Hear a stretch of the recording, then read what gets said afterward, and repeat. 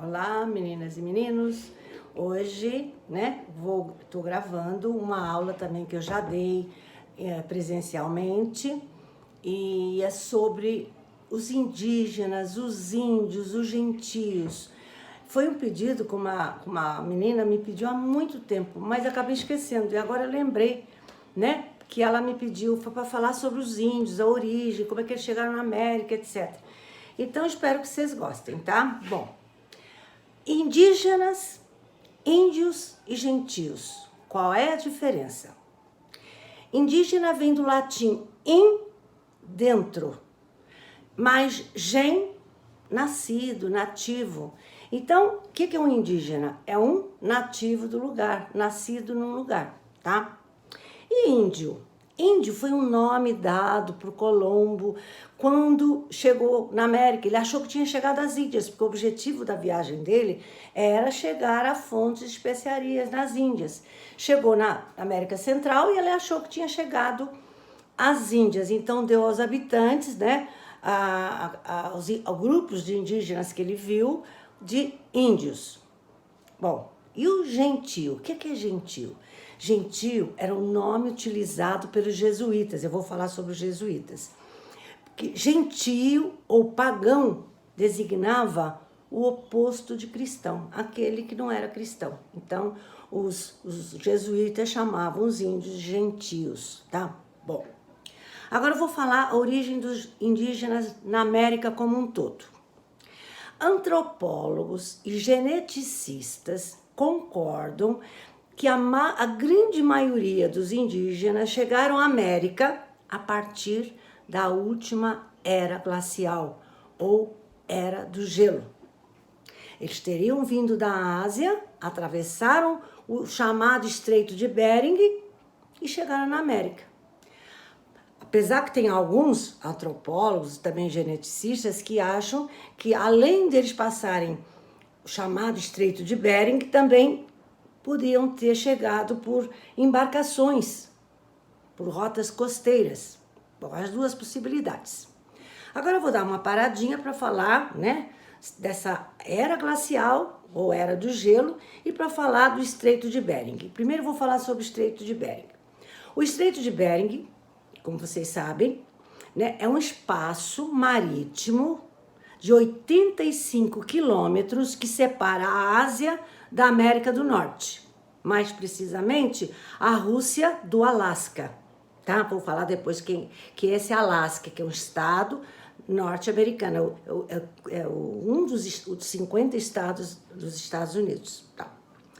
Isso é o Estreito de Bering. Hoje é um espaço marítimo, mas não era. Vou dizer por quê. O que era glacial ou era do gelo? O que foi? Era um período geológico de longa duração em que houve grande diminuição de temperatura terrestre, resultando em quê? Em mantos de gelo continentais. Então, o Estreito de Bering não era mais, na época da era glacial, não era um espaço marítimo, e sim um grande manto de gelo. Então, por isso que eles acreditam que os índios entraram em cima desse grande manto de gelo e chegaram à América, tá? Houve várias eras glaciais, tá? Ou eras do gelo, mas a última acredita-se que ocorreu há cerca de 2,5 milhões de anos, tá? Como eu falei, com o fim dessa era, da era glacial, o manto de gelo desaparece lá do Estreito de Bering, não só dali, mas de outros lugares, e o nível do mar subiu, acabando com ligação dos outros continentes, como aconteceu no Estreito de Bering. Então, virou um espaço marítimo, tá? Que separa a Ásia da América do Norte. Bom, e a chegada dos europeus à América? Isso quer dizer, os índios já estavam na América, em geral. Depois eu vou falar como é que chegaram no Brasil, tá? Agora, a chegada dos europeus à América. Todo mundo sabe que foi no século XV, os europeus chegaram à América, continente habitado por centenas e centenas de etnias nativas, tá? E com a chegada deles, né, dos europeus, o que aconteceu de cara? Muitas doenças. Eles não tinham anticorpos das doenças que os europeus trouxeram, tá? Matou muitos nativos. A varíola talvez fosse a mais mortal, mas também trouxeram tifo, sarampo, febre amarela, gripe, etc, etc. Houve, então, com a chegada dos europeus, um grande declínio populacional dos nativos. Há estudos que afirmam que essas doenças mataram mais do que a peste negra no século XIV. Lembram a peste negra? Grande pandemia, que matou 1/3 da população europeia? Então, há estudos que acham que essas doenças que os europeus trouxeram para a América mataram mais ainda do que a peste negra na Europa no século XIV. Agora, além dessas doenças, outro motivo ocorreu para acontecer esse declínio populacional. Sabe o que foi? As práticas brutais dos conquistadores, primeiro espanhóis. Esses atos brutais com os nativos estão registrados pelos próprios espanhóis, e de forma notável para um espanhol que deixou registrado essas práticas brutais. Quem foi? O frade Bartolomeu de Las Casas. Tá. Bom, e os índios no Brasil? Como é que eles chegaram? Os índios que Cabral encontrou na Bahia, todo mundo sabe, pertencia ao grupo linguístico Tupi. E cerca de 3,5 milhões de índios habitavam o Brasil. E esses índios, segundo estudos, eram divididos em 4 grupos linguísticos. Os tupis, que ficavam no litoral, os Gés, os Aruaques e os Caraíbas, tá? Agora, como é que esses índios vieram parar no Brasil? Tá tão longe da América do Norte. O início e a forma da ocupação do território brasileiro ainda é incerto, há muitas discrepâncias. Mas houve um estudo realizado numa região arqueológica de Lagoa Santa, no estado de Minas Gerais. E lá, nessa Lagoa Santa, em Minas Gerais, foi encontrado um grande cemitério, datado de mais de 10.000 anos atrás. Aí fizeram análises, inclusive DNA, e mostraram que, através dessas análises, esse povo que foi encontrado, né, na Lagoa Santa, em Minas Gerais, tinha o código genético semelhante a todos os indígenas do resto da América, tá? Bom, então eles acabaram chegando no Brasil também. No Brasil, muitos costumes e diferentes grupos indígenas chocaram muitos colonizadores. Com que os colonizadores portugueses ficaram chocados no Brasil? Com o canibalismo, com o incesto, o infanticídio neonatal e a feitiçaria. Mas também há registros que elogiam muitos índios. Muitos relatos também falam da generosidade de muitos, habilidades guerreiras, valor de honra e coragem dos índios encontrados, tá? Os índios encontrados no Brasil não conheciam cavalo, nem armas de fogo, nem equipamentos bélicos sofisticados. Suas armas quais eram? O tacape, o arco e flecha, pedras de arremesso, lanças e instrumentos típicos para combates corpo a corpo. E como eles agiam quando faziam prisioneiros? Quer dizer, eles viviam assim também em guerra, tribo contra tribo.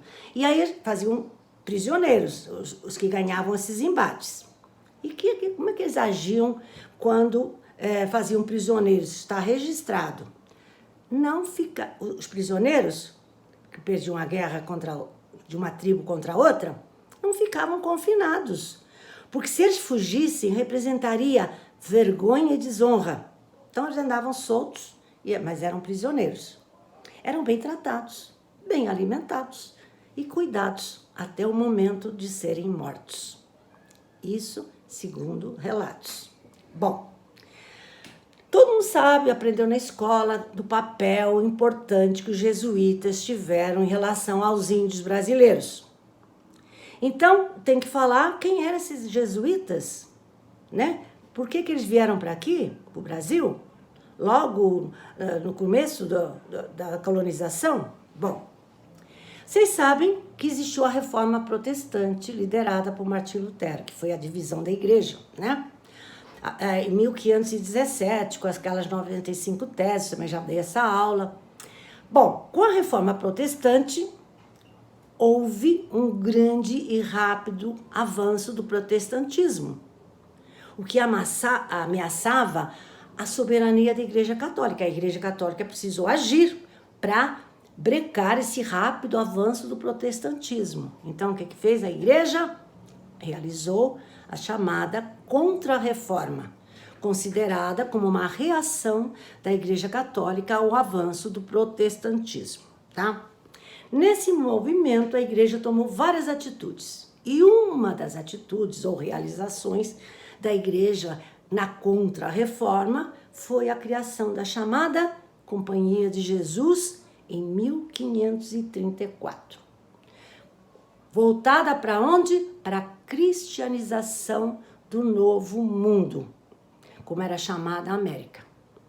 Os primeiros jesuítas chegaram ao Brasil com o primeiro governador-geral, Tomé de Souza, em 1549. Vieram os primeiros jesuítas. Tomé de Souza chegaram à Bahia, fundaram um colégio e iniciaram a catequese dos índios. Esse grupo de jesuítas era liderado por Manuel da Nóbrega, né? Cuja missão era zelar pela igreja fundada na Bahia, no Brasil, e cristianizar os nativos, tá? Bom, a segunda leva de jesuítas aconteceu em 1550, um ano depois. E em 1553 chegou o famoso José de Anchieta. 50 anos depois que eles chegaram, já tinha colégios pelo litoral de Santa Catarina até o Ceará. Eles desenvolveram técnicas de contato e logo aprenderam a língua, tiveram que aprender a língua dos indígenas. E essas técnicas de contato, depois eu vou falar, eles usaram principalmente o teatro e a música, tá? Bom, os jesuítas também criaram missões ou reduções, as chamadas e famosas reduções jesuíticas. O que era isso? Eram povoados com centenas, uns até com milhares de indígenas. Eram povoados criados pelos jesuítas, onde funcionava um regime comunitário, onde os nativos eram educados na fé cristã e os costumes nos moldes europeus. Quer dizer, a sua cultura foi assim moldada nos moldes europeus. Bom, essas missões ou reduções, esses povoados, se consolidaram e disseminaram por quase toda a América. Não foi só no Brasil, não. Mas, com o tempo, tiveram que enfrentar grande oposição. Até de alguns setores da própria Igreja Católica. Mas a oposição principalmente veio dos caçadores de indígenas, que queriam escravizá-los. Esses caçadores de indígenas, no seu objetivo de submetê-los a trabalhos forçados, acabaram destruindo muitos povoados, muitas missões, causando muitas e muitas mortes. Eles queriam escravos para trabalhar, queriam escravizar os índios.